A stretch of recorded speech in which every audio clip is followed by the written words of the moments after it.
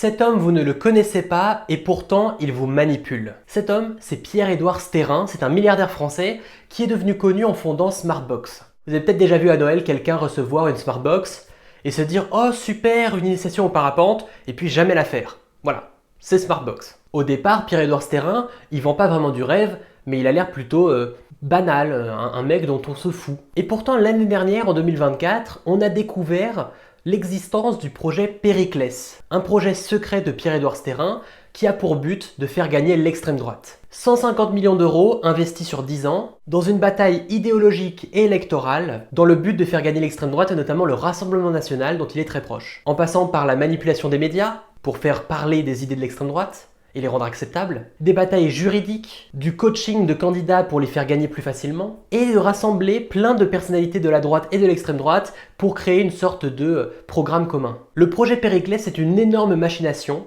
qui a été faite en secret mais qui aujourd'hui n'est plus si secrète que ça, dans le but de manipuler les gens, tout simplement. Et j'ai l'impression que personne n'en parle et pourtant c'est une affaire colossale. Quand on demande aux gens c'est quoi les sujets qui les touchent le plus, qui les touchent directement, ils vont vous parler de leur travail, de l'argent, du pouvoir d'achat, de leur santé, de leur éducation s'ils sont à l'école ou s'ils ont des enfants. Ils vont pas forcément vous parler de l'immigration et de l'insécurité. Pourtant, ces sujets-là sont omniprésents dans les médias, et c'est pour une raison simple, parce que des milliardaires ont décidé qu'ils seraient omniprésents. Comment des idées identitaires nationalistes parfois très violentes se sont retrouvées sur le devant de la scène? Eh bien vous allez voir dans cette vidéo que c'est pas un hasard, et que c'est une grande corruption des médias en France. Et pas qu'en France d'ailleurs. Donc restez jusqu'au bout de cette vidéo parce que vous allez tomber de vos chaises. Le projet Périclès, comment les milliardaires français veulent faire gagner l'extrême droite, on en parle aujourd'hui, bienvenue sur Théo Yapping. Avant de commencer cette vidéo, n'oubliez pas de vous abonner à cette chaîne. Je parle pas seulement de sujets politiques, mais plus de sujets culturels en général. Je parle de plein de sujets que je trouve intéressants. Et sur Théo Yapping, on essaie un peu de déconstruire des systèmes, de comprendre un peu plus comment le monde fonctionne, pour pas se laisser avoir facilement. J'ai fait une vidéo où je parlais de l'affaire Sarkozy, une autre sur Trump et le bannissement de TikTok, et même une analyse de Lena Situation et de sa marque, et des problèmes de surconsommation chez les influenceurs. Donc si ce genre de sujet vous intéresse, n'oubliez pas de vous abonner. Tout d'abord, il faut comprendre un petit peu c'est qui Pierre-Édouard Stérin. Sur Wikipédia, il est décrit comme un entrepreneur et milliardaire français, catholique traditionnaliste, proche de la droite et de l'extrême droite. Ça fait beaucoup. À la base, il vient d'une famille bourgeoise qui, au XVIIe siècle, avait des terres et des fermes qu'ils faisaient exploiter. Et ils ont toujours eu un petit peu d'argent jusqu'à arriver à Pierre-Édouard Stérin, qui fonde Smartbox et qui devient très très riche grâce à ça. Avec l'argent accumulé, il va investir dans d'autres entreprises, notamment The Fork, qui s'appelait avant La Fourchette. Et pour l'instant, il n'y a rien de bien fou, il n'y a rien de bien affolant dans son parcours. Ça ressemble un peu à un milliardaire basique qui bosse dans les vacances, les expériences et la food. Rien de bien folichon. Mais dès 2012, il décide de quitter la France pour partir vivre en Belgique pour éviter de payer ses impôts en France. Un milliardaire comme un autre finalement. Mais là où ça se corse, c'est en avril 2024. Le média La Lettre diffuse une information très importante, un projet secret sur lequel travaille Pierre-Édouard Stérin qui s'appelle le projet Périclès. Périclès, c'est un acronyme qui veut dire patriote, enraciné, résistant, identitaire, chrétien, libéraux, européens, souverainistes. Ça fait beaucoup de mots dits comme ça, mais vous allez voir que ça va être beaucoup plus clair après. Ce projet, il a pour but, d'après eux, de permettre la victoire idéologique, électorale et politique de l'extrême droite en France, en combattant plusieurs notions qu'ils considèrent comme des adversaires, comme par exemple le socialisme, c'est-à-dire en gros que l'État vienne aider les populations en utilisant les impôts, les taxes pour redistribuer les richesses. Le wokisme, c'est-à-dire toutes les idées progressistes qui ne leur plaisent pas. Ils sont aussi contre l'immigration, l'islamisme, et même contre la laïcité agressive, c'est-à-dire tous ceux qui ne voudraient pas d'une France purement chrétienne. Le projet Périclès, c'est l'idée de financer ça à 150 millions d'euros étalés sur 10 ans, afin de propager les idées de l'extrême droite dans les médias, permettre la victoire de gens d'extrême droite, de politiciens d'extrême droite, dans les mairies, en tant que députés, d'aller les coacher pour qu'ils puissent gagner, leur donner des informations qui vont les aider à gagner, et de faciliter le fonctionnement du Rassemblement national, qui est un parti dont est très proche Pierre-Édouard Stérin. Et ces choses-là, c'est pas des choses inventées ou déduites, c'est le projet Périclès comme Stérin l'imaginait avec ses troupes. C'est son projet, c'est ça. Quand on regarde un petit peu le portrait qui est fait de Pierre-Édouard Stérin sur les autres médias comme l'Express ou Le Monde, il est décrit comme un homme qui est libéral, c'est-à-dire qu'il ne veut pas que l'État agisse sur les entreprises ou mette des régulations ou des taxes. Il a envie de faire un peu ce qu'il veut de son argent. Anti-woke, anti-IVG, anti-immigration, chrétien souverainiste, identitaire, et même qui considère que les femmes devraient rester à la maison au lieu de travailler. En 2025, il y a encore des gens qui croient que les femmes ne devraient pas travailler. Moi, je trouve ça toujours fou.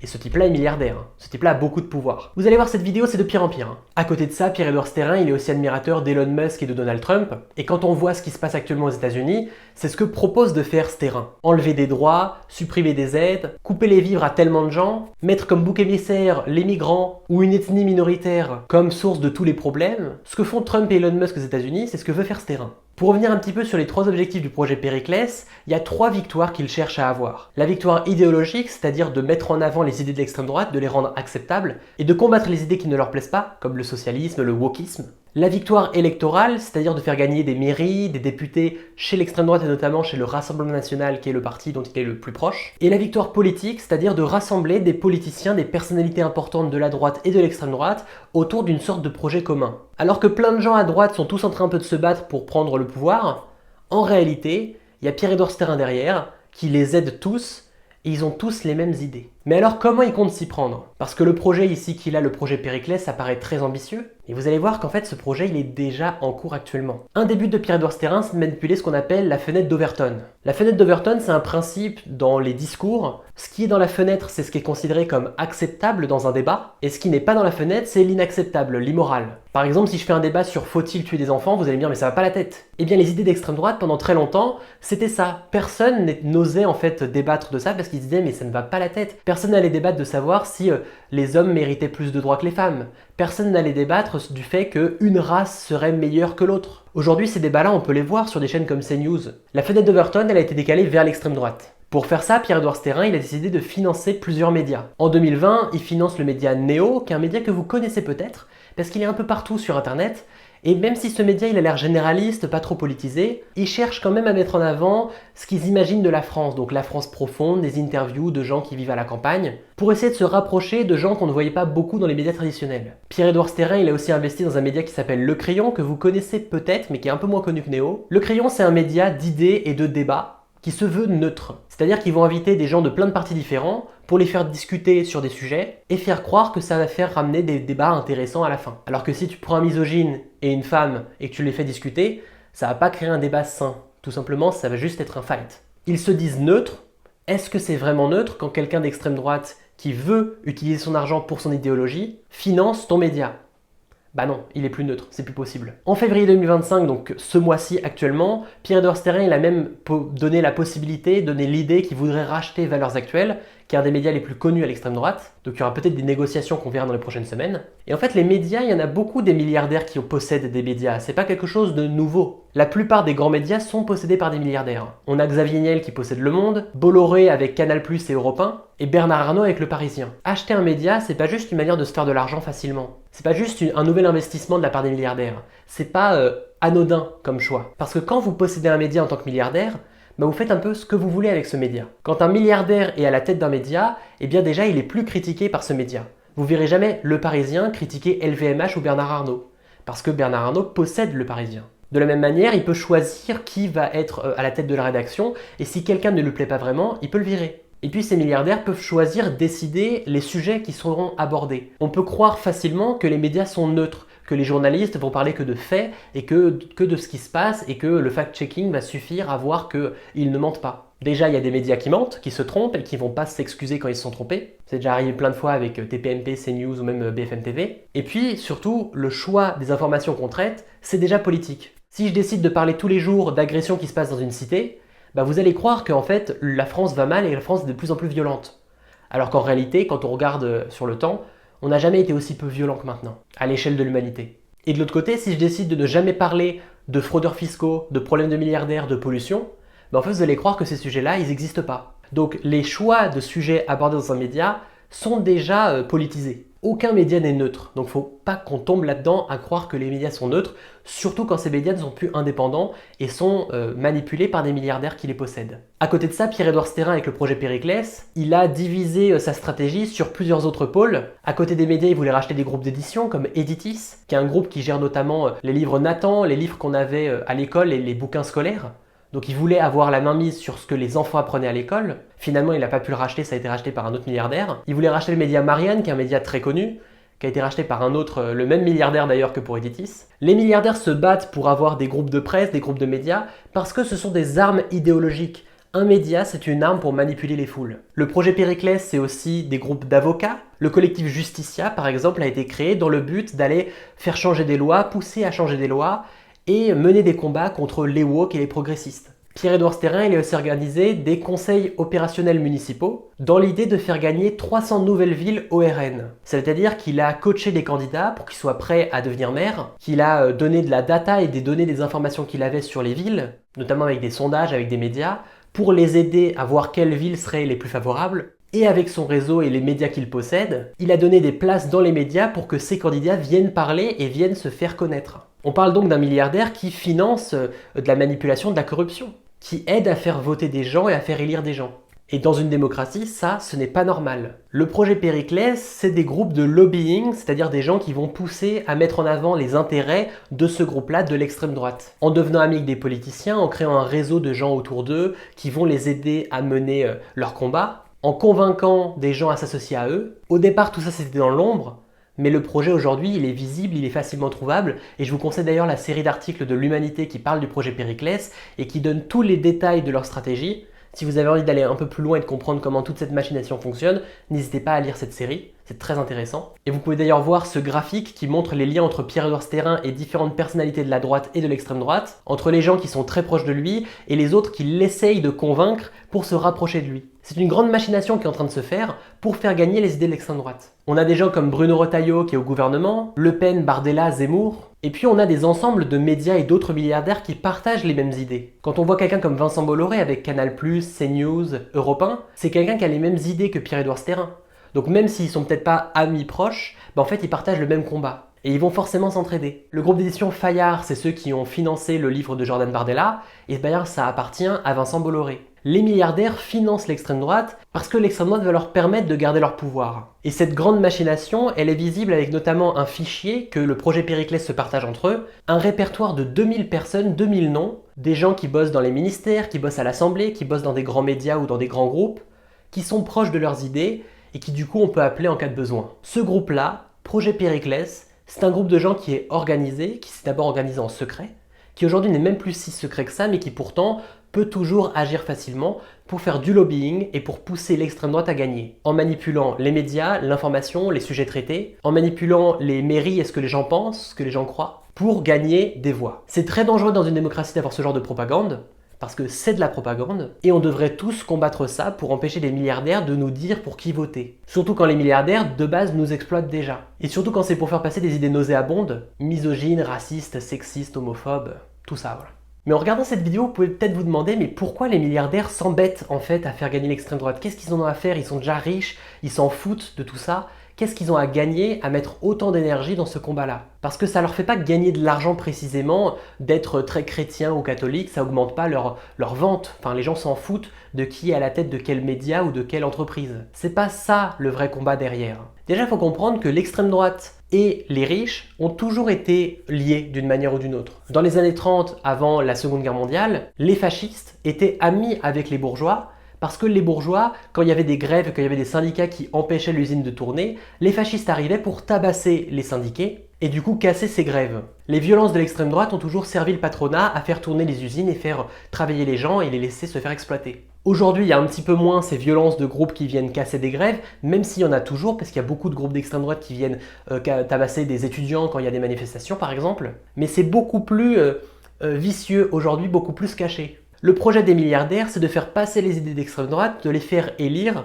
pour qu'ensuite ces gens-là les défendent quand ils auront du pouvoir. Et que tout ce système continue à tourner comme ça. Les riches comme l'extrême droite, ils ont tous les deux cette peur de l'assistanat, des gens assistés, parce qu'en fait des gens qui reçoivent des aides de l'État, c'est des gens qui sont moins exploités, qui se laissent moins exploiter par les entreprises, et qui du coup refusent d'être payés plus bas. Et en fait, il y a une énorme hypocrisie dans tout ça, c'est de voir que des partis comme le Rassemblement National se dit proche du peuple, proche des gens, des vrais Français de la campagne, des Français qu'on voit pas à la télé, des Français qui ne sont pas des bobos de centre-ville, comme ils disent. Et pourtant, à l'Assemblée nationale, ils votent exactement comme Macron. Ces gens-là qui se disaient en opposition avec le gouvernement votent exactement comme lui. À part avec la censure de Michel Barnier, les votes du RN, c'est toujours les mêmes que Macron. Parce qu'en fait, ce groupe-là, ces groupes de droite et d'extrême droite, se ressemblent tous, Et leur but, c'est surtout de protéger les intérêts du patronat. Ces groupes de droite et d'extrême droite ne sont pas des oppositions, ne sont pas proches du peuple. Ils sont surtout proches des milliardaires qui les financent. Et ce qui est assez triste à voir, c'est de voir que beaucoup de classes ouvrières et populaires, qui il y a quelques années, quelques dizaines d'années, votaient par exemple communistes, aujourd'hui votent pour le RN. Parce qu'on les a endoctrinés, on les a manipulés à croire que le Rassemblement national et que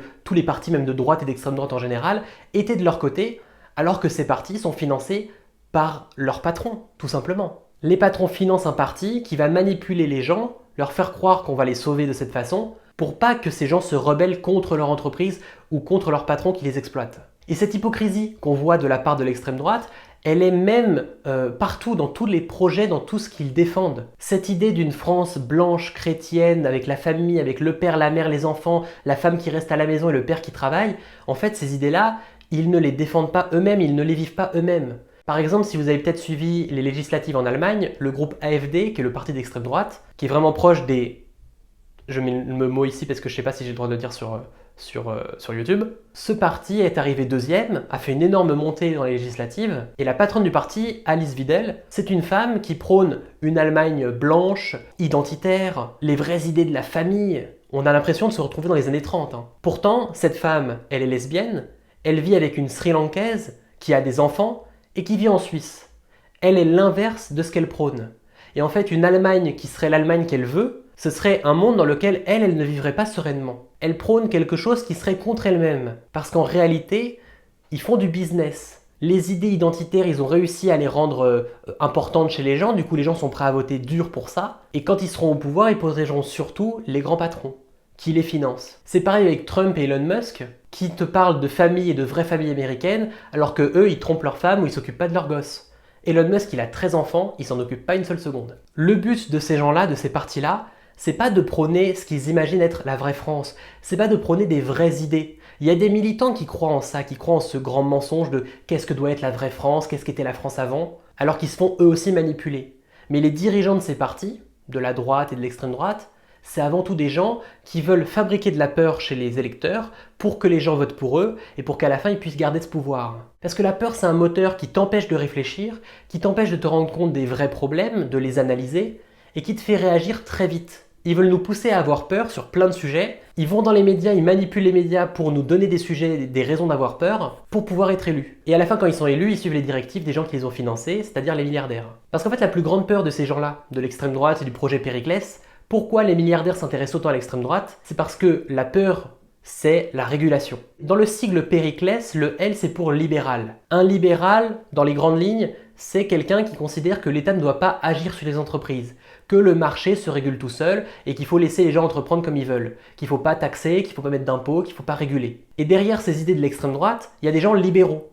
C'est des gens qui ne veulent pas que l'État vienne agir, c'est des gens qui ne veulent pas qu'il y ait des taxes, qu'il y ait des impôts sur les riches, sur les grandes richesses. Des impôts qui permettraient aux gens de mieux vivre. Les riches ne veulent pas que leur argent soit redistribué. Ils veulent garder leur propriété, garder leur argent, et c'est pour ça qu'ils ont une peur bleue des gens de gauche. Tous ces gens d'extrême droite sont avant tout libéraux. C'est pour ça qu'on voit des gens comme Jordan Bardella qui est fan d'Elon Musk et qui considère que ce qu'Elon Musk fait, c'est bien et c'est nécessaire. Parce que ces gens-là veulent pas vraiment défendre la France, veulent pas défendre leur pays, ni même une image qu'ils ont des Français. Ils veulent d'abord défendre la richesse. Parce qu'à chaque fois qu'on a essayé de faire passer des lois qui taxaient des milliardaires, l'extrême droite ne voulait pas les voter. Même quand ces lois auraient aidé les paysans, les ouvriers qui votent pour eux. Et je pense que beaucoup de gens qui vont pas forcément s'informer sur tout ça, peuvent tomber en fait dans le piège de croire que le RN sont des gens qui aiment la France, que les gens de droite aiment la France et que les gens de gauche n'aiment pas la France, parce qu'ils les critiquent, parce qu'ils critiquent des valeurs. En fait, ces idées-là de qui aime plus la France que l'autre, c'est les médias qui vous ont dit de penser comme ça. Et ces médias-là, ils sont financés par des gens d'extrême droite, des gens qui financent eux-mêmes l'extrême droite. Est-ce que vous croyez vraiment que des milliardaires qui financent un parti, qui eux-mêmes ont des entreprises qui exploitent les gens, vont être de votre côté, vont être du côté des gens les plus pauvres et les gens les plus démunis? Pourtant, beaucoup de gens pauvres votent d'extrême droite. Certains milliardaires exploitent des pays entiers, on a Bolloré qui a vraiment exploité des pays en Afrique. Est-ce que vous pensez vraiment que ces gens en ont quelque chose à faire de vous, de nous, des gens lambda? S'ils financent l'extrême droite, c'est parce que l'extrême droite les laissera gagner à la fin, les laissera faire ce qu'ils veulent. Leur peur, c'est qu'il y ait de la régulation, que le monde soit moins libéral, que l'État vienne leur dire on va vous taxer, on va vous interdire des choses. Parce qu'un milliardaire, il n'a pas peur des migrants ou il n'a pas peur des woke. Il a peur de l'État qui lui dit quoi faire. Et leur but, c'est que l'État ne le fasse pas. C'est pour ça qu'ils veulent à tout prix prendre le pouvoir. Parce que s'ils sont à la tête de l'État, c'est des milliardaires qui ont financé des partis, et bien ils peuvent faire un peu ce qu'ils veulent en France. Donc là on arrive au stade où le monde va mal. On a des milliardaires qui financent des médias pour nous faire croire que l'ennemi est ailleurs, alors que c'est eux qui font les problèmes, et les gens tombent dans le panneau. Mais alors comment on fait pour résister à ça? Comment on fait pour ne pas financer un média d'un milliardaire, pour ne pas se faire avoir par ce qui est dit? Déjà, il faut d'abord comprendre l'importance de cette bataille qu'ils sont en train de mener, cette bataille culturelle. Si Pierre-Édouard Stérin, Vincent Bolloré mettent autant d'argent dans des médias, c'est parce qu'ils ont quelque chose à gagner. Il faut comprendre qu'est-ce qu'ils cherchent à gagner. Ils cherchent le pouvoir pour qu'il n'y ait pas de régulation, pour ne pas qu'on vienne remettre en cause leur autorité. Il faut comprendre aussi que tous les sujets dont on entend parler dans les médias, c'est eux qui ont choisi de les mener. C'est pas commun, c'est pas normal, c'est pas intuitif que ça nous arrive comme ça. Si on parle autant d'immigration, si on parle autant d'insécurité, de violence, c'est parce que les milliardaires ont décidé qu'ils allaient parler de ça dans leurs médias. Parce que le monde entier a tellement de sujets différents, on peut parler un petit peu de ce qu'on veut. Mais en une journée, on n'a pas le temps de parler de tout. Les sujets qui sont choisis dans les médias, c'est des sujets qui ont été choisis par les dirigeants de ces médias. Donc la première chose à faire pour résister à ça, c'est d'aller soutenir des médias qui sont déjà indépendants. Aller chercher des médias qui n'appartiennent pas à des milliardaires. Évidemment, aucun média n'est neutre, mais il y a des médias qui assument leur ligne éditoriale et qui assument de fact-checker, de vérifier leurs sources. Ne croyez pas tout ce que vous raconte un média qui appartient à un milliardaire, surtout quand ce milliardaire a fait des mauvaises choses et fait en sorte que son média n'en parle pas. C'est hyper important de comprendre comment toute cette machine fonctionne. Le projet Périclès, son but, c'est de faire passer des idées violentes, des idées qui font peur aux gens, pour trouver un ennemi commun, que ce soit les migrants, les woke, ce que vous voulez, pour que ces gens ne se posent pas de questions sur qui mène vraiment la barque, qui tire les ficelles en secret. C'est un leurre en fait. Parler des migrants, parler de l'insécurité, ce sont des leurres. La vérité, c'est que les gens qui nous dirigent, c'est eux qui sont responsables. Les conversations qu'on a, les peurs qu'on a, elles ne sont pas libres. Elles viennent de milliardaires et de médias qui nous ont dit quoi penser. Et ça, c'est une des premières résistances à avoir, c'est de se dire, si j'ai peur de quelque chose, si je parle tout le temps de quelque chose, est-ce que c'est pas parce que je l'ai vu tout le temps à la télé? Est-ce que c'est vrai?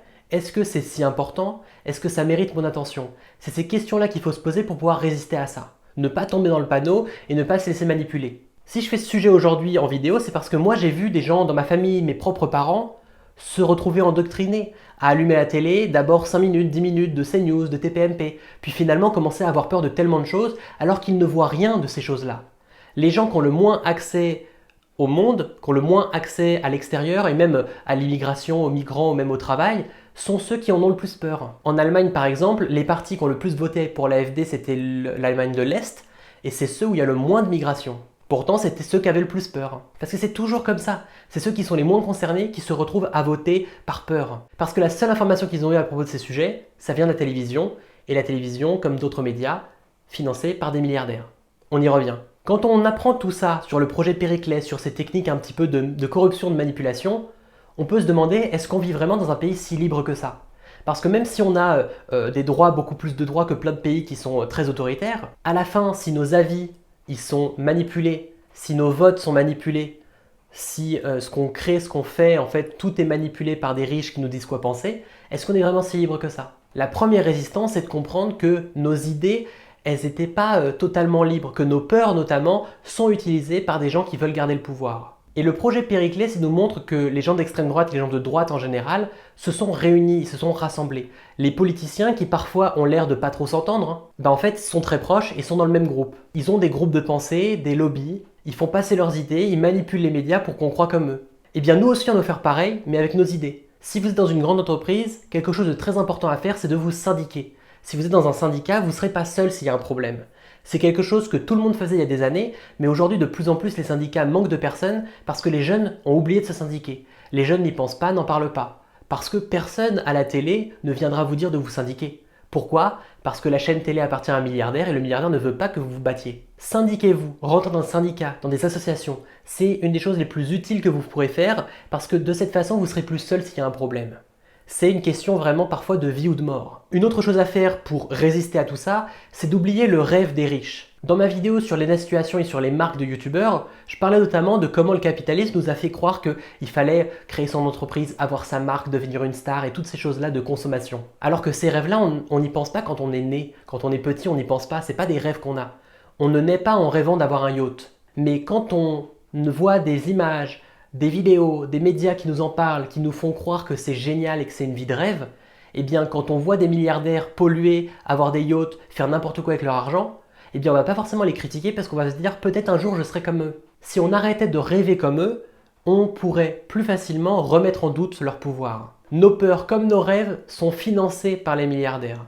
C'est pour ça qu'il faut se remettre en question là-dessus et se dire est-ce que les ambitions que j'ai, c'est vraiment des vraies ambitions intérieures, des choses qui me touchent vraiment, qui sont épanouissantes, ou est-ce que j'ai juste envie d'avoir un truc de luxe pour avoir l'air riche? Ça mériterait toute une autre vidéo là-dessus d'ailleurs. Et puis quand vous voyez des milliardaires qui possèdent des médias et que les gens sur ces médias s'acharnent sur des sujets, on parle de socialisme, de wokisme, on utilise des nouveaux mots comme woke qui a été inventé juste pour dire ce qu'ils aiment pas. Quand vous les voyez autant s'acharner, pensez à qu'est-ce qu'ils ont eux à gagner et qu'est-ce que vous avez à perdre. Ces gens-là ne sont pas de votre côté. Les milliardaires ne sont pas vos amis et leurs médias non plus. Ils se font passer pour des amis du peuple mais ils ne le sont pas parce que leur but n'est pas de faire gagner le peuple. Leur but c'est de pouvoir exploiter, de pouvoir faire ce qu'ils veulent avec leur argent et avec leurs entreprises librement. Regardez qui finance quoi, regardez qui finance quelle entreprise, qui rachète quel média et vous verrez vraiment le lien entre tous ces gens. Vous verrez qui manipule quoi quand vous voyez où va l'argent. C'est le plus important à regarder. Donc voilà, s'il n'y avait qu'une seule chose à retenir de cette vidéo, c'est ne tombez pas dans le piège. Quand un milliardaire finance quelque chose, c'est qu'il a quelque chose à gagner en retour et souvent c'est pas pour vous. Si vous voulez découvrir un peu plus sur le projet Périclès, allez voir la série sur l'humanité, la série d'articles qu'ils ont fait qui expliquent tout ça. Je vais la mettre en description. Et n'hésitez pas à me partager en commentaire des avis que vous avez là-dessus, si vous aviez été mis au courant du projet Périclès bien avant, ou si c'est la première fois que vous en entendez parler. Parce que c'est quelque chose qui est un petit peu passé à la trappe ce projet Périclès, alors que c'est quelque chose d'énorme, qui manipule des élections, des médias. Pierre-Édouard Stérin, il n'est pas tout seul là-dedans. Le projet Périclès, c'est juste un des projets parmi tant d'autres de milliardaires qui veulent manipuler nos opinions. Ne nous laissons pas avoir, regardons qui possède quoi, essayez de vous informer avec des médias indépendants qui n'appartiennent pas à des milliardaires, et n'hésitez pas à partager cette vidéo si elle vous a plu et si vous pensez qu'elle pourrait aider des gens à mieux comprendre tout ça. Et abonnez-vous si vous voulez me voir parler d'autres sujets de société. Cette vidéo était très politique, mais les autres le sont peut-être un petit peu moins. On parle de plein de sujets différents de société qui peuvent nous aider à mieux penser. Donc n'oubliez pas de vous abonner si ça vous intéresse. On se retrouve très vite pour de prochains contenus. À bientôt.